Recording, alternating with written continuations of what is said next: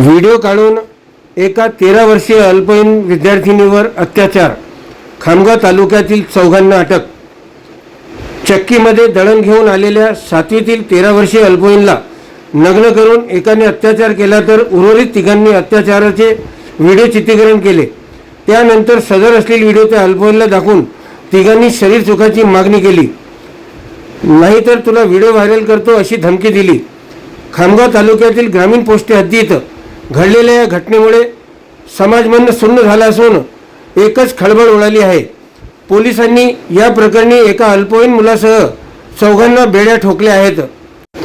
खामगाव ग्रामीण पोलीस स्टेशनचे ठाणेदार किशोर तावडे यांना या घटनेसंदर्भात सायंजनी खबरे शामतकने बातचीत केली. काय म्हणाले आपणच ऐका. सर, आपल्या हद्दीमध्ये एक दुर्दैवी घटना घडलेली आहे. त्या घटनेसंदर्भामध्ये आरोपींना अटक झाली किंवा कसे गुन्हा दाखल झालेला त्या संदर्भामध्ये माहिती पाहिजे. दिनांक 30/5/26 रोजी पोलीस स्टेशन खामगाव ग्रामीणच्या हद्दीमधील एका अल्पवयीन मुलीने तक्रार दिलेली आहे की तिच्यासोबत ती चक्कीवर दळणासाठी गेली असता त्या ठिकाणी आरोपीने तिच्यासोबत जबरदस्तीने शारीरिक संबंध केले म्हणून.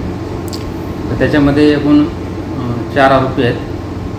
एक आरोपी जुमिनाईल आहे आणि त्याच्यातला एक मुख्य आरोपी आहे आणि इतर आरोपी हे सहआरोपी आहेत.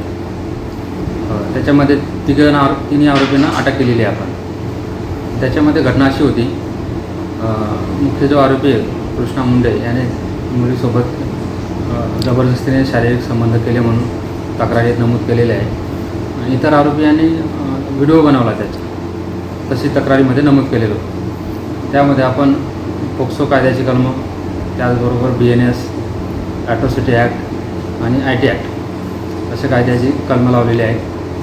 त्याच्यामध्ये जे मेजर आरोपी आहेत, मुख्य आरोपी आहेत, त्या सर्वांना आपण अटक केलेली आहे आणि पुढील तपास माननीय उपविभागीय पोलीस अधिकारी खामगावमध्ये करीत आहेत.